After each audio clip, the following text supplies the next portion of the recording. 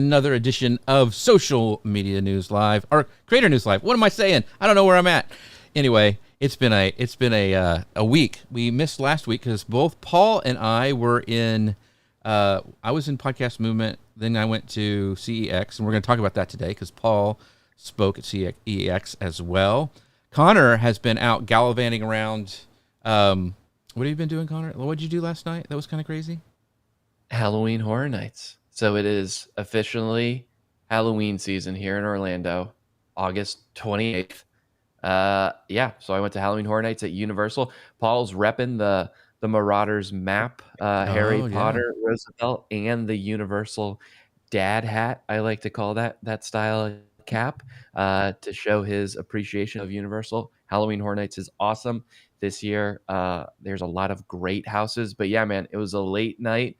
Some might say an early morning because that's how long I was there, but it was a ton of fun. So if people don't know what Halloween Horror Nights are, can you just do a kind of a little brief overview? When you said houses, like people are like, what does that mean? So talk a little bit about that. So it's probably the most premier Halloween event in the country. Universal Studios Parks has it both in LA at Hollywood and here in Orlando at their Orlando Park.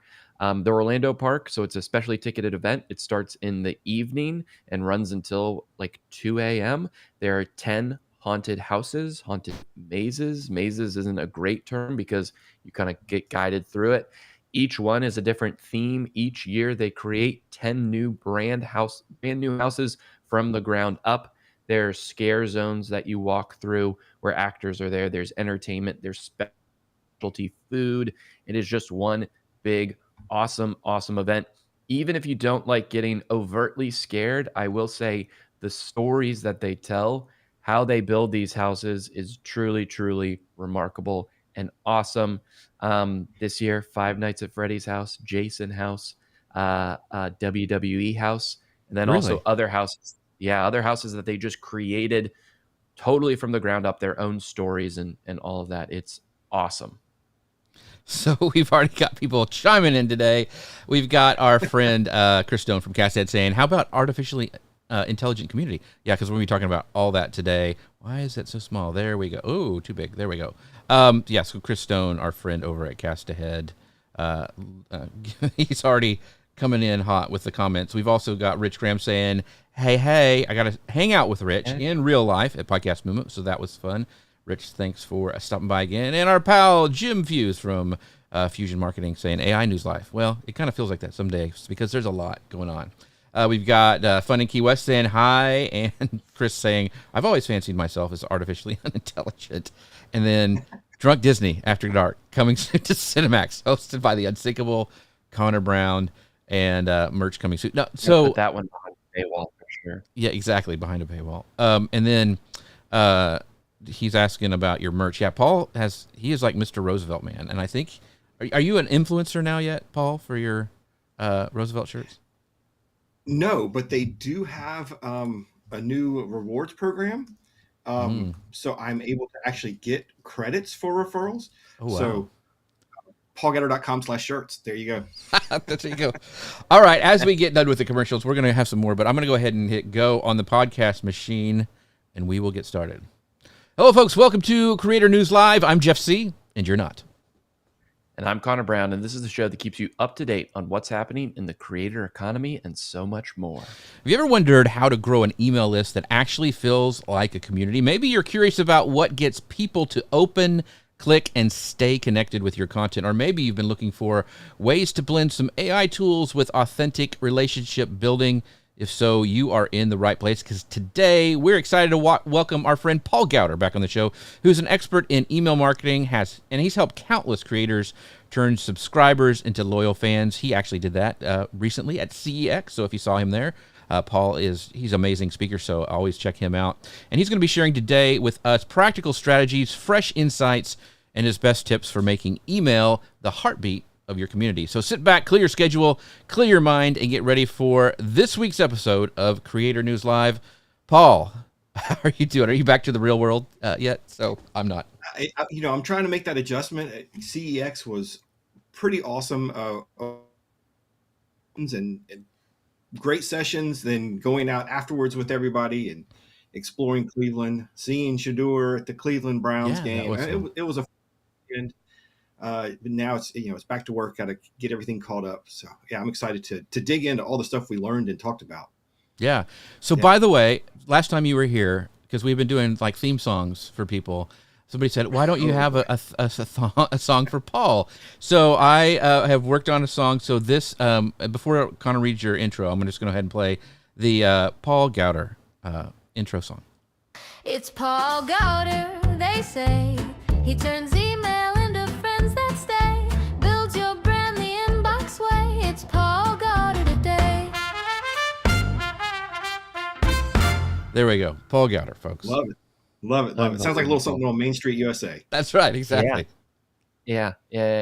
And I know you said people were asking for a theme song for Paul, but it was really just Paul who was asking for that theme song. Pretty We much, can yeah. reveal that secret That's here good. today. If you don't know who Paul is awesome. He's the owner and founder of powwows.com, which has been the leading online community celebrating Native American culture for the past 25 years. Having visited hundreds of powwows across North America, Paul has been able to capture those events and publish them to millions of views on his website and YouTube channel. Having experienced the trials and tribulations of running a successful online community for the past 25 years, Paul helps other entrepreneurs navigate the successes and pitfalls of building an online business through his public speaking and consulting services.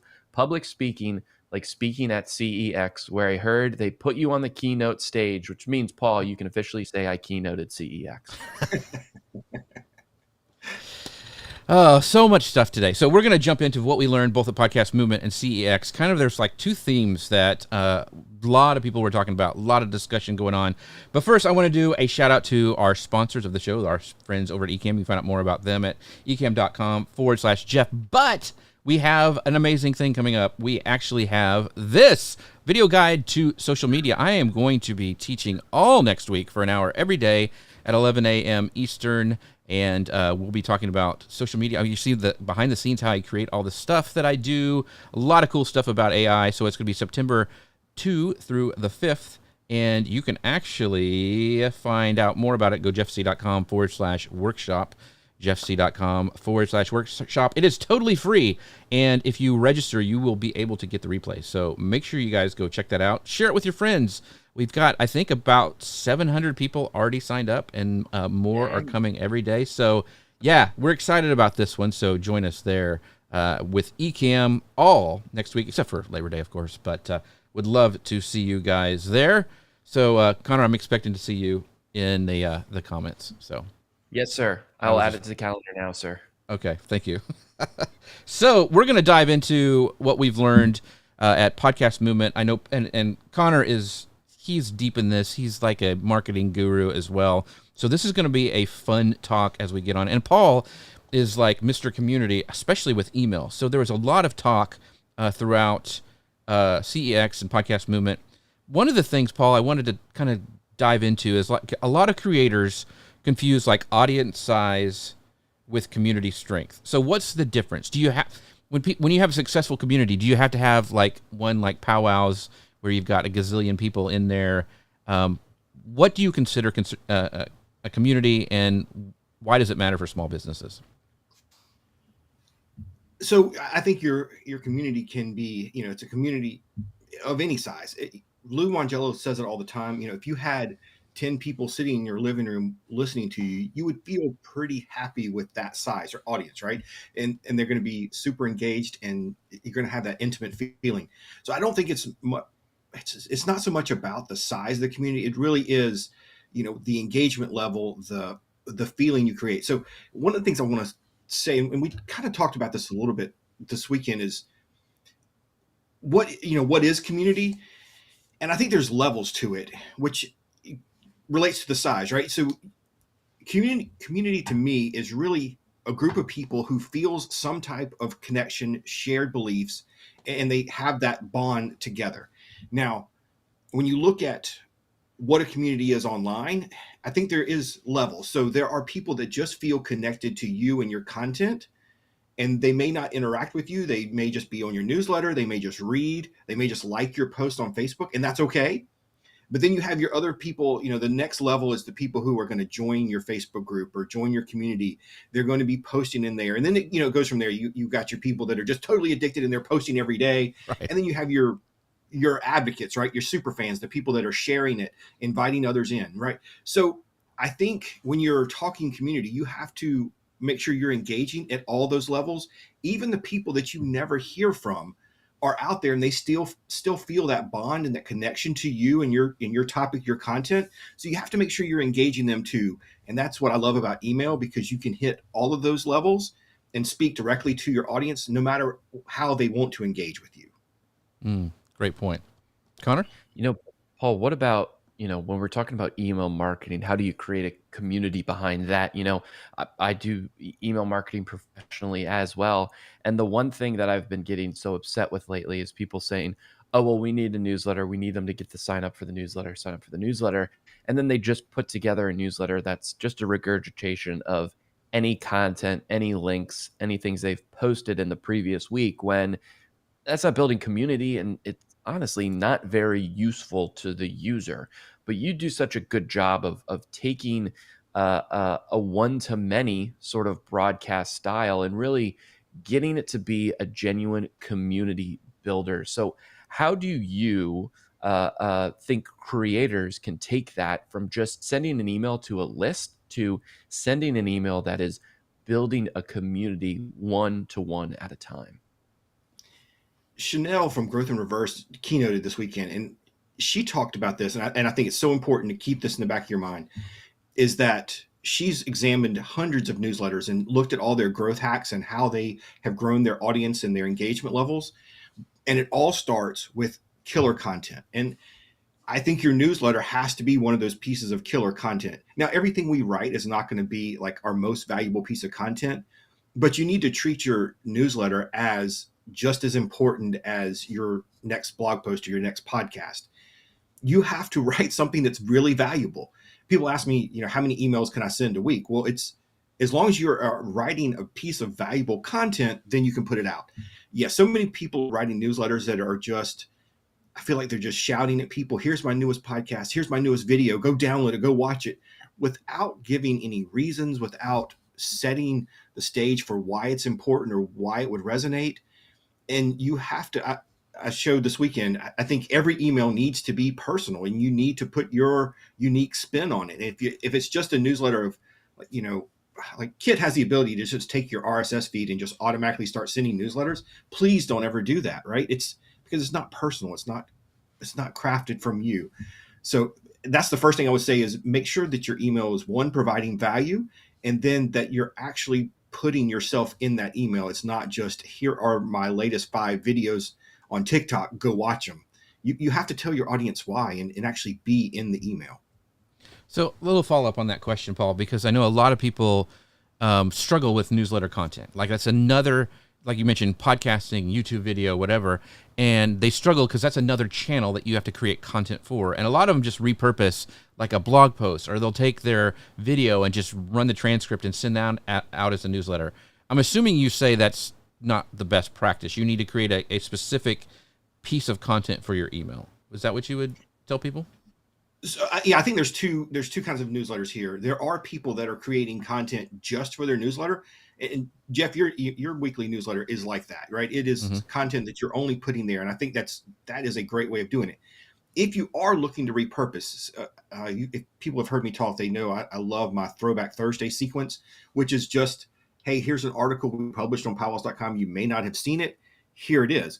But at the beginning of that email, I always put why I think you would want to read it, why it's important, and my personal take on it. It's not just, here's an article, click on it now, please. It's putting that personal spin on it and showing up. Remember, you're talking to your audience directly. Don't just shout at the masses. Talk like you're talking one-on-one, like you're on a video, right? You're having an actual conversation, and that does come across in email. Great point. The other thing I was going to ask real quick was, so in Podcast Movement, everybody's talking about community. CEX is the same way. So many people try to force community rather than letting it grow naturally. I'm not really sure why that happens, and what are some of the, when should you create a community, I guess, because everybody's gonna be talking about community. Everybody's talking about it at CEX and Podcast Movement. Sometimes it's not right to have a community. So what are your thoughts on that, Paul? So I think you should be community first driven. And so community to me is not just necessarily creating a Facebook group, right? It's like I was saying earlier, you have to start addressing people from the beginning, whether it's on social media or in your newsletter, and talking to them like they are part of your community. So make them feel connected, make them feel like they are part of something bigger, and that will start growing your community, even if you don't have a place to send them, even if it's just your newsletter or your TikTok or your Instagram story. If you treat them like they are already part of your group and you're talking to them because they're a member of your group, your collective, then it will start building. At some point, you will feel some critical mass and that they want a place to land, a Facebook group or something else.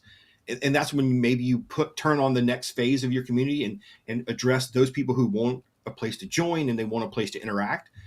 But from the beginning, you have to treat them like they're already part of something bigger, and they will start feeling that. And then you can move them to another location. Very cool. Okay, so Conor is back. Good deal. We had a little tech issue there, but we are back. So what about, Paul, people that are starting? Because I think like community, definitely Rome wasn't built in a day, and community wasn't built in a day either, right? So for people not to get discouraged, right? When you're building a community, when you're trying to bring people in, when you're trying to get the replies and understand that, this is what you're building, what's one simple thing for someone that's just starting out that you think they can do this week to start turning their audience into an actual community? Two things. One, in your email, please start using start actually talking from your perspective. Please don't try to talk like a brand or just let ChatGPT write your intro without any personal touch. But two, put something in the email that's easy for them to take part in. Put a trivia question in, put a poll in. Those are super low friction. I love asking questions in my email and trying to get people to reply. And I think that's the greatest metric of all, is how many replies you're getting to your emails. But that is hard for a new community and a new list to get that kind of response. So just put a poll in, right? Everybody loves voting on a poll. If Conor, are you a Universal Halloween Horror Nights fan or not? Would you be scared of haunted or not? Those are questions that everybody's going to want to answer, and they're going to want to see the results. So they're going to click on it. And again, once you start doing that kind of thing, they will start feeling a part of it. And in your next email, make sure you talk about, here's the results. Here's what we saw. Were you in the majority? Was this you? And then you can start relating, and they're going to feel like they're part of something. Yeah, that's great. So I was actually heard last night, really late at night. I could hear Conor screaming from Texas. So I'm just saying, like, I know it was hard to do, but you did it for your fans and for your followers. I know that about you. Jason is terrifying. He is terrifying. Typically, he targets campers, but he was targeting me. Okay. There you go. So we have Katie Brinkley, who also spoke at Podcast Movement and CEX. And she, if you don't know her, she has created the 4-post strategy. And that's a perfect kind of segue into this question. So how do you balance creating content for reach, Paul? Like when you're trying to get new community members or people inside your channels, how do you balance like reach versus content for depth, which is kind of what you were talking about for the community? You're drawing them in, you're talking about yourself, you're sharing part of your life to bring those people in for community. So how do you balance those two? Because I know you actually have some posts specifically you do to get people into your kind of sphere of influence, and then you really target them with community. So what's the balance between those two different types of contents that you put out? I think you need to be posting a ton of that first kind of level of content. If you look at any kind of sales funnels, they talk about your cold funnel, or your cold people out there. You're just posting to get them into your ecosystem. And I think you need to be posting a lot of that content. Any kind of thing that's going to get somebody to stop the scroll and whether like it or write a comment, that will get them in and they'll start seeing more of the content. That's the stuff you need to be putting out the most. especially when you're first starting out, just trying to get people to relate to you in some way. And whether it's, posting it behind the scenes, or, Conor having running from Jason last night, something like that people are going to identify with, and it's going to be mass appeal. Then you can start the other types of content. And of course, that's where I think from there is where you start getting them into your newsletter, and using those first kind of pieces of content to either get them to reply, or to click a link and maybe go to a landing page and join your newsletter. Those are the ones that are going to start getting them into your email funnel, Right. or whatever. And then you can start creating that second level of content where you're educating them on your topics and you're going a little more in depth. I mean, for me, that's the one I'm going to be posting the most. I'm going to post a lot of that kind of content and then get them in and send them into the email. So I kind of have a follow-up question for both of you email gurus. And Paul, you really, and Conor as well, really helped me with this, because a lot of people do not realize the importance, especially when we're talking about getting them into your email. Is a community. Like, if you're doing it right, it's a community. You're talking to those people. But you really highlight the importance of that kind of welcome sequence and sequences and how important that is. And a lot of people don't do that. They're just blasting out like a newsletter, or almost like a press release, right? So I want you both to talk about the importance and maybe some things that people haven't thought about when they're creating their first sequence, right? Because that's what really changed things for me in the email marketing. Is I have like a really simple 3 to 5 email sequence. When people join my list, they see me at a conference speak, they take a picture of that QR code, and then they're entered for they get a free download, and then they're entered into my sequence, right? So what are some things from both of you that are super important about that very first sequence when people come, they click on that link, they want what you have, and you drop them into that? Paul, you can go first. Okay. Yeah, I talked about this in my presentation this weekend. Please don't let the first impression of a new subscriber gets is to be that weekly broadcast, because it is going to be a longer email. Probably it's going to be, for me, like here's the latest things we've published. Here are the powwows that are upcoming. It's a big thing, and it's going to intimidate a new subscriber. I think when you put somebody in, whether you're attracting them in from a lead magnet. So let's say I always reference my what to expect at your first powwow email sequence. When they subscribe to that, I'm going to immediately deliver value. I'm not going to necessarily introduce myself. I'm going to, they wanted to know what to expect in their first powwow. So the first email they get is going to be, hey, I know this can be intimidating. There's a lot to do here, and you're going into something new. I'm going to walk you through it, and I'm going to take you through the steps. Because remember, when somebody lands on your page, whether it's from social media or Google search, they probably don't know who you are if they're new to you, right? They're just landing on a single piece of content. So you have to relate to them quickly. They don't care, who you are and what you do in your list, your resume, right? You can do that later. You have to provide them a value and then take them on that journey step by step. I see so much better conversions and retentions because I've walked people through this story. And by the time they get to the end of it, they're like, oh, okay, I get it. This guy, he's helping me. He's actually giving me the information I wanted. Then I can start asking them to click on more links, to buy products, to, subscribe to other pieces of our content or whatever. But you have to deliver the value and actually kind of prove yourself to them.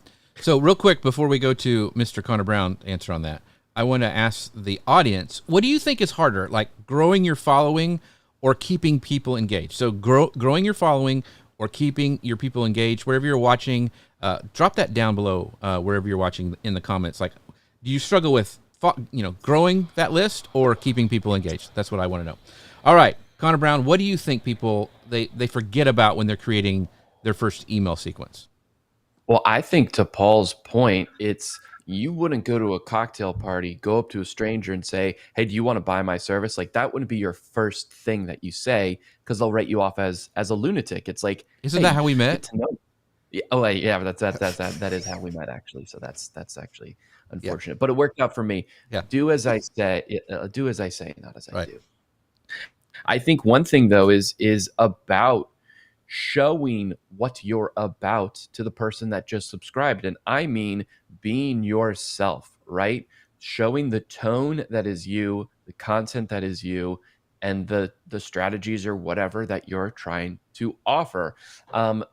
in that welcome series, the most important thing that can happen is somebody connects with you, right? Mm-hmm. And don't get discouraged if they don't connect with you, because your email list should be sacred. It should have people on it that want to get your content. So that that welcome sequence can also be a way to filter out people. Maybe they signed up just to get the freebie and they don't want to have anything else to do with you. That's fine. This is the time that they can exit. So don't be afraid of that. The other thing I would say about that welcome sequence, which Paul does so well, is we use email in our lives as what? A method of communications. Jeff sends me an email. What do? Reply, because it's one-to-one, right? That's how we use email for. But somewhere along the way, we got it in our head that marketing emails shouldn't be replied to. In fact, most marketing emails say this inbox is not monitored. Do not reply to this email, which is crazy. Right. We're taking away the one thing that email is actually there for, a communication, a two-channel communication back and forth. Ask for those replies. And then when they do that, like Paul does, set some time aside and reply back to them. That simple note, that's really, really easy to do. That's how you build connection and community. I think that is so spot on from both of you, because you want to write your emails in a way that it's not just a news thing. Like, I'm not just vomiting, here's what I'm doing, here's what I've done. You want to write in a conversational style that'll get people to reply. It's so cool. Like, I just did this talk at CEX about creating AI images. And I had this lady in my talk who joined my list, but she also has been sending me like her creations because I asked for it on stage. And so she's showing me her examples of the stuff she learned. And as a creator, that's just cool. Like, I enjoy having that conversation, that they have that back and forth. So you want to write in a style that kind of fosters that. Now, you can promote your services because we all got to make money and all that stuff, but writing in a way that really invites people to share their thoughts or share their creations or whatever, I think is super important. And I love Paul does that. The throwback stuff, he most always asks a question in his emails, so people will respond to him. So that also signals, right, Paul, that the email for the email service providers that, hey, this is a good email, a good address. We should keep sending this and putting it in front of these people. Yeah, deliverability is so important. So you have to get some kind of interaction with your list, or Gmail and Yahoo and everybody else is going to stop delivering it. And I want to take a second. I see a lot of people saying keeping people engaged is the thing they're struggling with in the comments. So like Conor said, figure out some way that you can relate to them. In your welcome sequence, maybe you have an email that asks a question that's not necessarily they have to reply, but a poll, right? And use that poll to then craft more content to that person. So if I'm a Disney travel agent, maybe my sequence is, hey, what are you interested in doing more? Are you looking for a Disney cruise, Disneyland, Disney World, right? And from that, I can then put them in another sequence that's going to deliver content on that and relate to them. And take every opportunity you can to tell some kind of personal story that's relatable. Like Conor said, you have to put yourself in there and find ways to relate. And if they're not engaged, prune aggressively and just get them off the list. Ooh, that's good. They're not your people, and it's okay. Conor. And I think the other important part there is something that I learned a long time ago is whatever medium you have, for the person that replies, there's 10 others or however many others that want to reply, but just aren't repliers, right? So you have to give them other ways to engage. A poll is a great option to do that. So we kind of touched on this before, but I wanted to thank you, Amy. So kind. She goes, shout out to Jeff's weekly emails. So good and fun and creative. So, and if you guys want to join, of course, jeffc.com/news is a really great way to do that. But one of the things I like to do, and I don't know if you guys saw it today, but I like to put stuff that's just exclusive in my email that they really can't see or get anywhere else. And so what I've been doing is taking the thumbnails that we've been creating for using AI to create for the YouTube channel is then animating them. And the only place you can really see those is in the newsletter.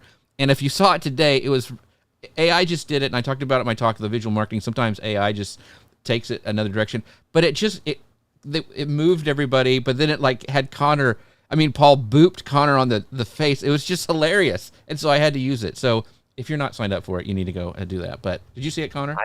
I did, and I actually thought the first time I thought Paul was giving me a wet willy, but then it was on the cheek. And it was just random, and I thought, golly, that is hilarious. I got to use that one. So, fun stuff happens with AI. But my point is having something exclusive, like I don't put it anywhere else. Like that's where it shows up, and I get a lot. Rich Graham even came up to me at Podcast Movement saying how much he loved those thumbnails that we do in the email. So thank you, Rich, for that. But anyway, just hilarious, the stuff you can do.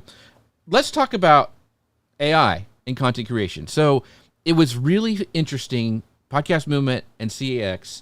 There is this line that people were talking about how to use AI to increase your workflow, creativity, whatever. But then there was this like hesitance, like, what are we going to do? How can we use it, but not lose our humanity and not use, especially with community, not just dumping, just blathering on using AI stuff inside of your community, but using it as a tool. So, Paul, many solopreneurs feel intimidated by AI, but where should they realistically start without feeling overwhelmed? Like, how are you using it in your business? I'm using it, to write my emails and to make them sound better. So I'm telling it, hey, here's the story I want to tell today. Here's the points I want to make sure I cover. Here's what I thought about the story. Here's my reaction. I'm putting all of that personal stuff in a list and then letting it write it better, because sometimes it words it a lot better than I would have. Right. So I think it's okay to do that. Just don't lose your personality in it. Don't let it take over and become just like we've talked about already, a cold brand just shouting at your audience. So, I'm doing that. And I think ChatGPT is a great place for people to start with that kind of thing. There's advanced tools. And Jeff, we were talking about like Poppy and some of these others where you can start having it pull, or what's the one? Lex.page. I use it. I love it. Yeah. Where it can take your other writing and start building a model off of that and use your words. Those are great. And I think everybody should get to that level. But from the beginning, just make sure that you're telling it, hey, here's my personal take on that. Here's how I want to insert myself in it, and just make sure it's continuing to write your stuff in it. Yeah. A couple comments real quick. Linda goes, I was worried about Conor, so had to come here today because of the booping on the face. Yeah, thanks for that, Linda. But and Rich says, dude, it was a fantastic animated thumb today. Thank you. But here's a great question. So like Amy goes, my email goal is to get people to reply to my emails like Paul's emails get. So what would you tell somebody who is, maybe they've been doing email for like a year, but they're struggling with those replies. They're having people struggling getting that conversation, building the community on their email list. What would you tell somebody like Amy who's struggling with getting that engagement? Try a trivia question, right? Try some kind of question and reward them, right? So have hey, I'm going to take all the right answers and give you a book or a sticker, something easy that you can send out. And maybe it's, I'm going to take the first 10 right answers or something, but give them some kind of incentive to reply and make it a trivia question, one that's fun and they can easily answer, but then also that maybe you can start learning from them and figure out where they're going. But I do trivia questions in a lot of my emails now. At the bottom, it's so the readers who know to read all the way to the bottom, they know they're going to get a little chance to win a sticker or some other kind of prize. And they, some of these folks are scrolling to the bottom and replying immediately, and then they'll go and read the email. And the second part of that is when you do get a reply, make sure that you engage with them.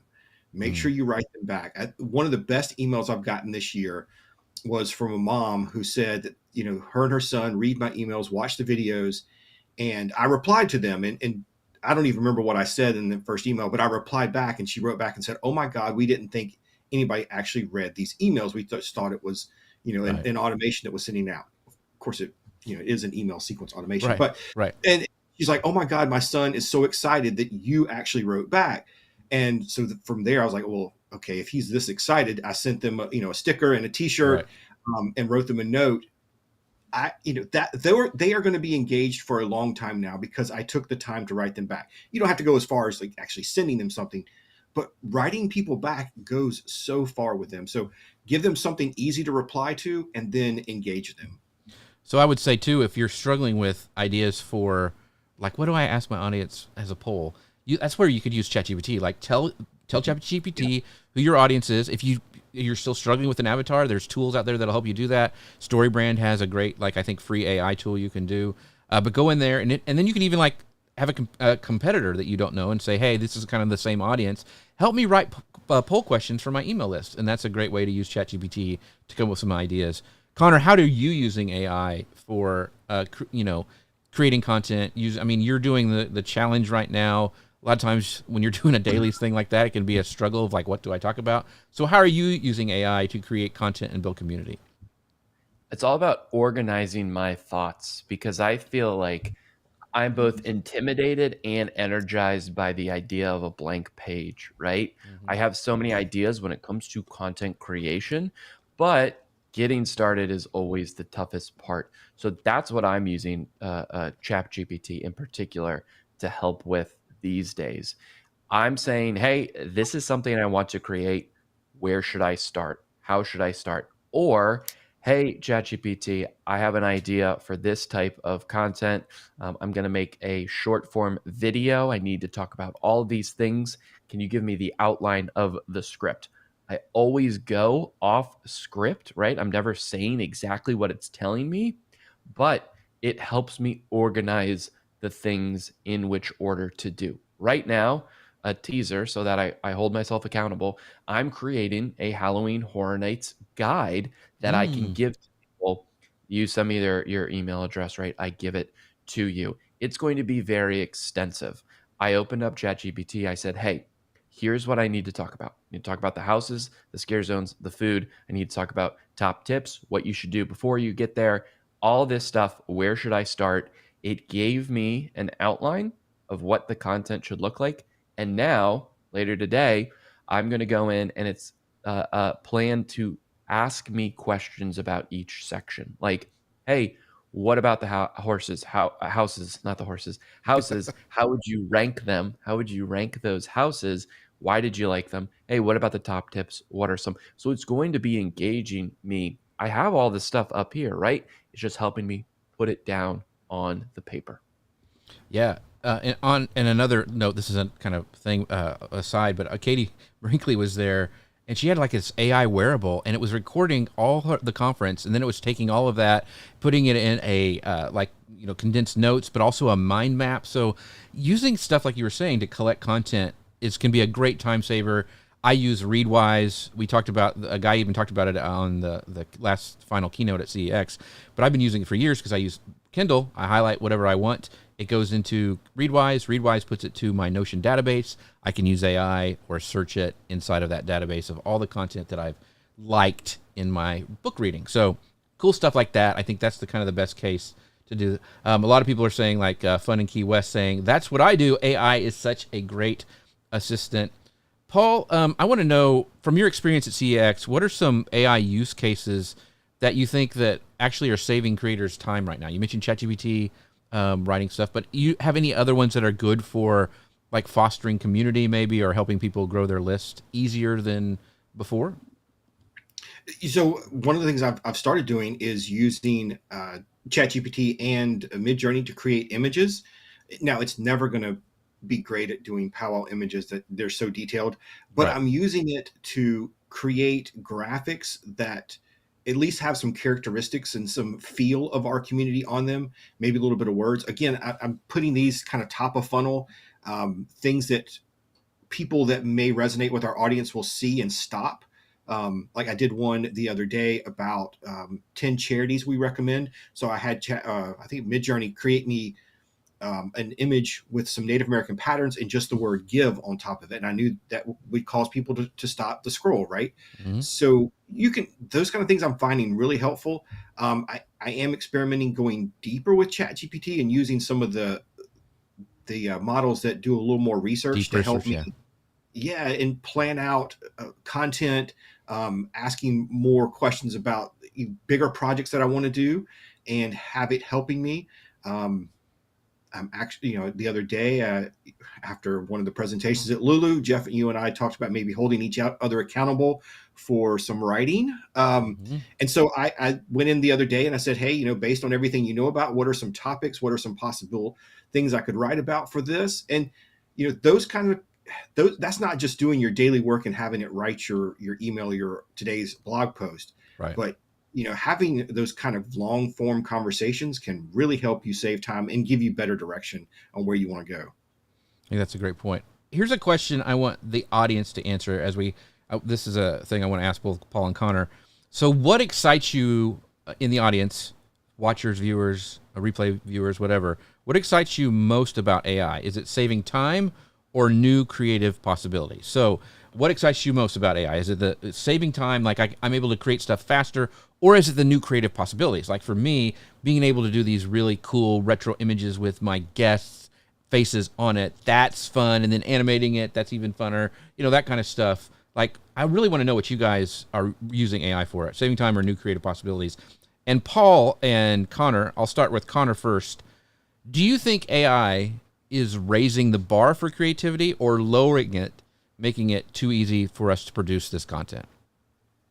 I think for the creators that are going to stand out, it's raising the bar, right? I think for the faceless YouTube channels that might have a lot of subscribers, but it's fleeting. You probably won't notice if it leaves tomorrow, or all the AI, slop, right? That they're calling it on like TikTok and social media and stuff. It's the cream will always rise to the top when it comes to community.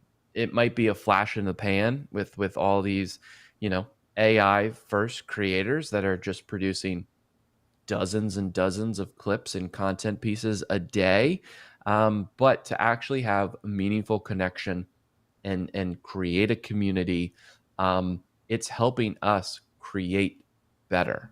It's helping others create more at a really, really low barrier. Mm-hmm. But the way that you're going to get better is by using this to be better. Yeah, before we go to Paul, I want to pull up some questions here. Comments. Like Amy's saying, great question. It's changed. I use it to be, it used to be saving time, but listening to your show, I'm now excited more about creative possibilities. Funny Key West says, both. I love the ability to have a sounding board to come up with new ideas and content, but in the end, it really does save me time, which has led me to be more available to my community. Very, very cool. And Jim Few says, I like it as an assistant, which saves me time. So, Paul, like, what do you think? Is it raising the bar for creativity, or is it lowering it by making it, like kind of that AI vomit that's going out there everywhere? What is your thoughts? I think there's some of both, right? But like Conor said, if you're wanting to stand out, if you're wanting to stand out and stand around for the long haul, it's really going to raise the bar. There have been, over the years, if you look back at this marketing world we live in, there's always the newest trend that, whether it was hacking SEO, doing listicles to get super amounts of views, now it's the faceless YouTube and TikToks. It's people that there's websites out there that did 100 recipes, all AI driven, and they won at Google. Eventually, that content is either found out by the algorithms, or the audience just doesn't, at some point, just stops disengaging. You probably will make some money and have a bunch of views for a short term. But if you're wanting to build community and have a business that's going to stand out and stay around, this is going to help you really raise the bar and find more ways to engage, be present more for your audience. But it just depends on how you want to use it, right? There's nothing wrong with those folks that change their business model every 6 months and go after that. That's not what I'm in it for. That to me sounds insane. Exhausting. But there's a lot of people doing that and making good money, but that's not how I'm using it, right? Right. So we have another great comment from Linda. She goes, new possibilities and deep thought challenges to make me to make sure what I put out is really grounded in my community and merged with my creativity. And I was thinking about this too, because like right now it's cool. I'm retro graphics with my guests' faces on it, right? That's cool. Pretty soon that's going to be really easy. Like Meta just partnered, I read, with Midjourney.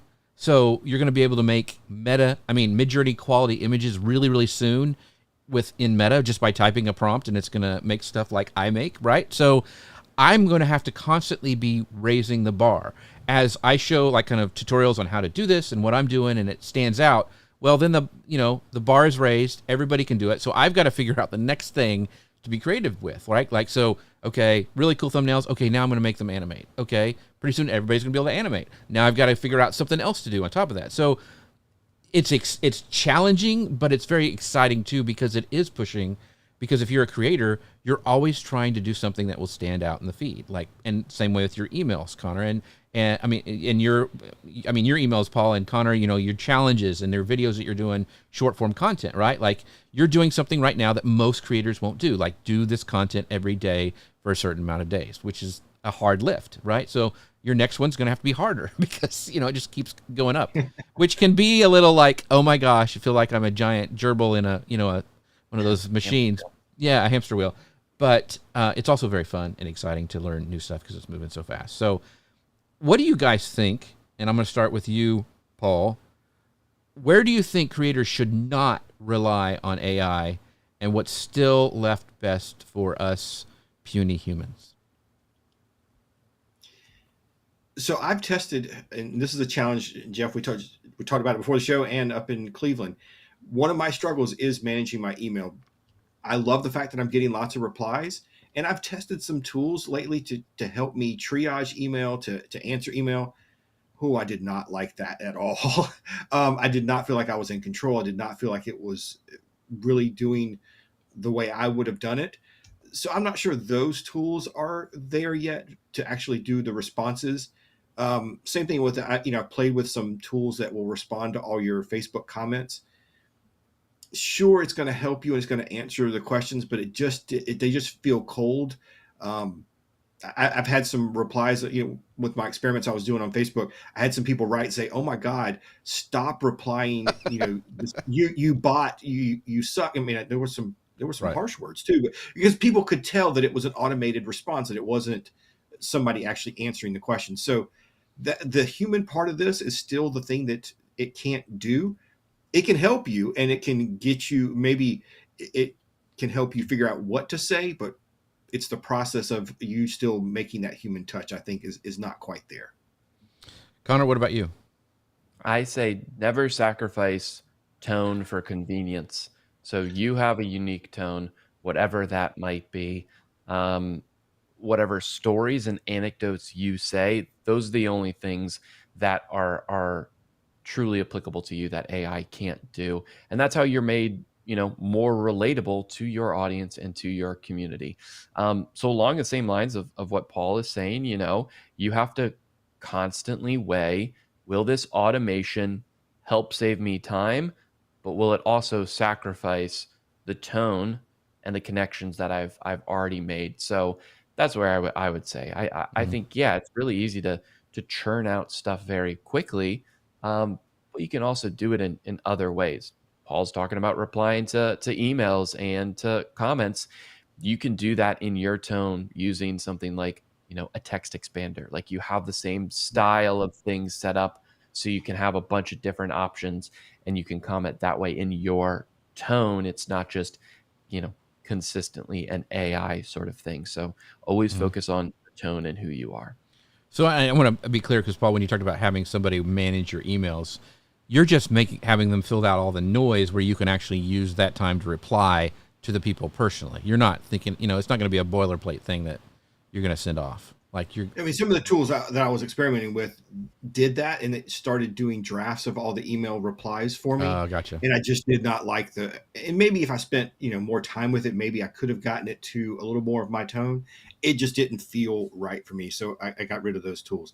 And I do want to respond to Rich Graham's comment here. You want to pull that up, Jeff? Yeah. Look, I get it. My inbox is a mess, and I'm looking to actually get human help with my inbox. I know it's overwhelming, but two things. One, when somebody replies, that is them offering their time and offering to actually engage with you in a one-on-one conversation. And if we're in the relationship business, that is the ultimate relationship we can have, is that one-on-one. But two, I said it earlier, it's going to help your deliverability. If you show these email platforms that people actually hit the reply button when you send an email, they're going to continue to deliver your emails, and it knows that it's not spam, and that sends the signal back to them. So I get it. It is overwhelming, trust me, being away at CEX, my inbox right now is a complete mess. I bet. And oh my God, I cannot get caught up. And the fact that we're going down to Florida for Halloween Horror Nights in a week really makes me anxious because it's just going to fill up even more. But it is worth it to have those conversations and those relationships. Yeah. Real quick, what if you guys the comment that Rich made was, "I'm not sold on getting replies."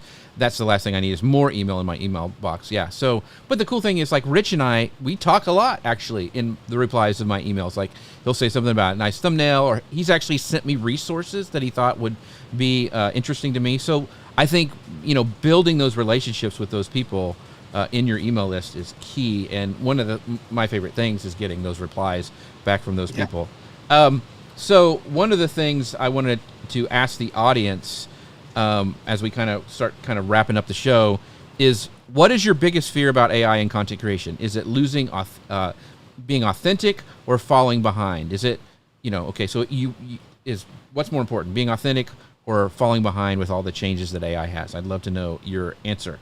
And let's go on to the third question really quick. And by the way, as we're going along, I love talking with all these folks. I love that Ecamm sponsors the show, but don't forget about the amazing video guide to social media and AI coming up next week after Labor Day, September 2nd through the 5th. You can find out more about that at jeffc.com/workshop.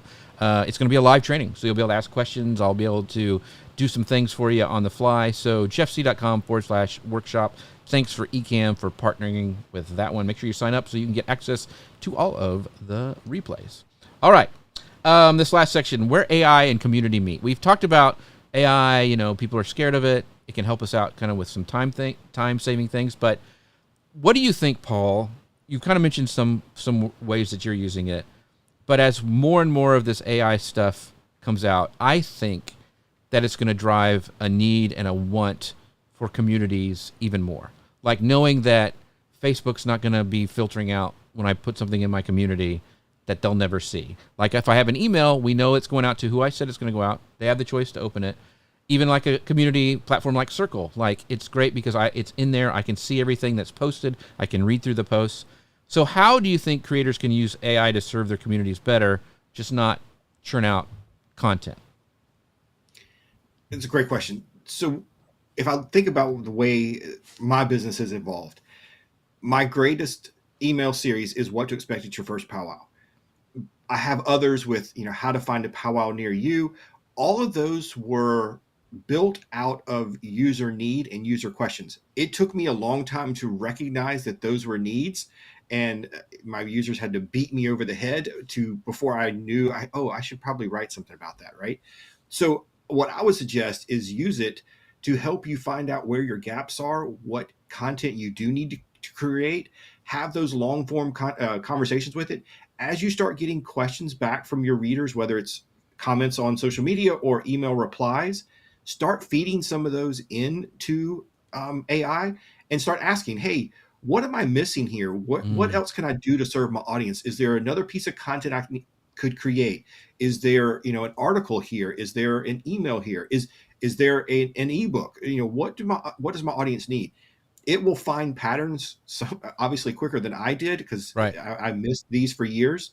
So it will help you identify those patterns and those gaps. And I love the idea of figuring those kind of things out. And I have been feeding some in as we start on powwows.com. We're starting to do a little bit broader topics, as like environmental and nature, that kind of thing. And so now I'm looking at that. Hey, where can we fill in those gaps with content on the website in our email to serve the people who are responding to that kind of content? I love that. Conor, what about you? I mean, I know you do a lot of marketing stuff, a lot of SEO, a lot of emails yourself. What do you see, in that same kind of question that I asked Paul?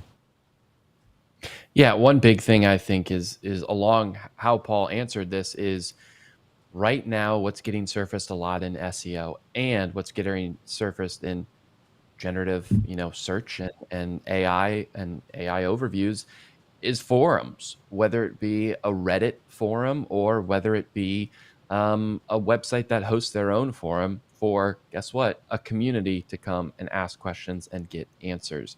I think there's so much valuable information in there. There's so much valuable questions, and there's so many valuable content pieces that are hiding in those forums. People are asking questions already about the services and the products and the things that you can do. If you can find them and explore through the internet, all right, what is being asked and how can I put myself in that place? Sometimes your community isn't going to come right out and ask it, but you can find other similar communities who are asking these questions. You can create content for that. And it's like your community thinks that you are reading their mind, and you are. So I'll ask AI a lot, like, hey, what are people asking about this on this topic? What are they unsure of about this? And what's confusing them about this topic? And it's great. It's a treasure trove. They will pull in actual, hey, from this subreddit, this user said this. And all of a sudden, you have a great place to start creating new content with. So I want to, the guys, especially listen on the podcast, Conor is a real person. Even though he said treasure trove, which I know is an AI response a lot of times, he's a real person. Like if you just, you said treasure trove, but I just want he's not AI. He's a real person. And that's the thing. Like you can't use M dashes anymore. Like, AI. It's insane. It's like we're in this M-free world where we just delete them out now. I have been talking to my chat a lot lately, so some of its sayings might be rubbing. Yeah, it's you needed some new friends.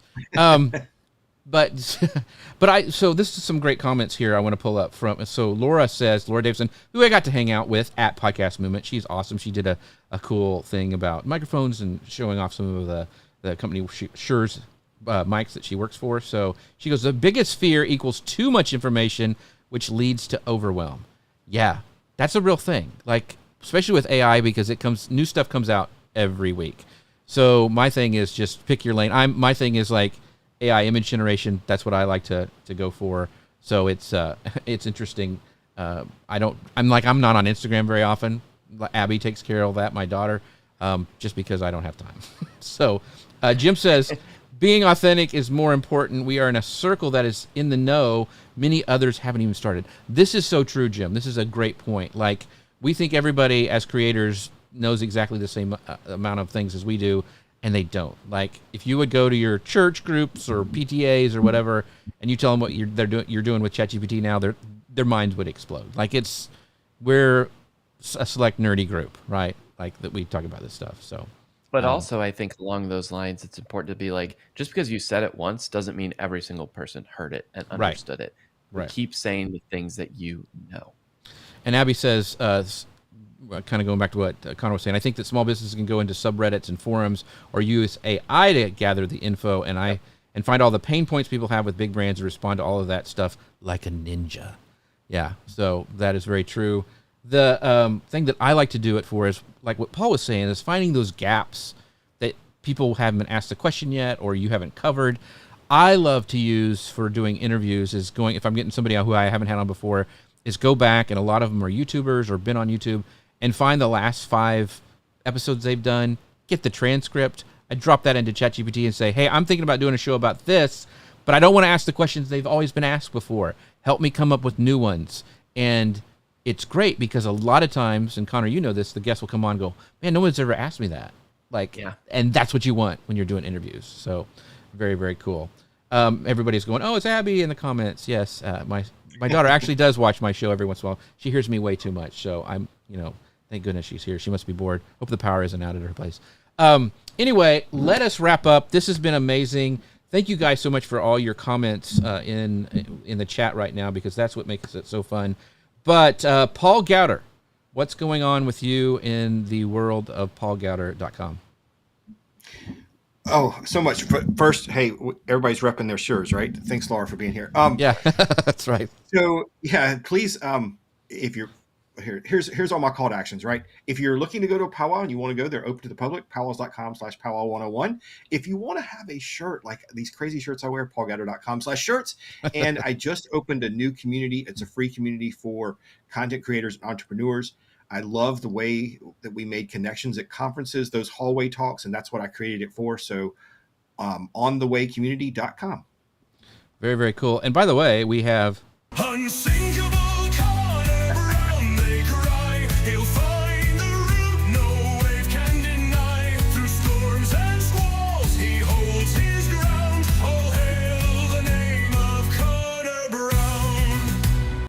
Conor Brown. Bow down. I have my shore, showing it off here for Laura. You can head over to vacationkingdoms.com and you can follow me at Vacation Kingdoms across the social medias. It's spooky season. We got a lot of Halloween Horror Nights content, so you can follow along with all that fun stuff. Very, very cool. And thank you to our friends Ecamm. You can find out more about them at ecamm.com/Jeff. And don't forget the amazing Video Creators Guide to Social Media happening most of next week, Tuesday through Friday. Actually, we'll do the final show here live with you guys. So September 2nd through the 5th. You can find out more at jeffc.com/workshop. That's jeffc.com/workshop. And with that, thank you so much to Laura, to Linda, and Abby, and Amy, and Jim, and Chris, everybody who showed up today. Thank you guys so much for joining in. This has been an amazing show. Thank you for Paul and Conor as always. And with that, we'll see you guys next time. Bye, everybody.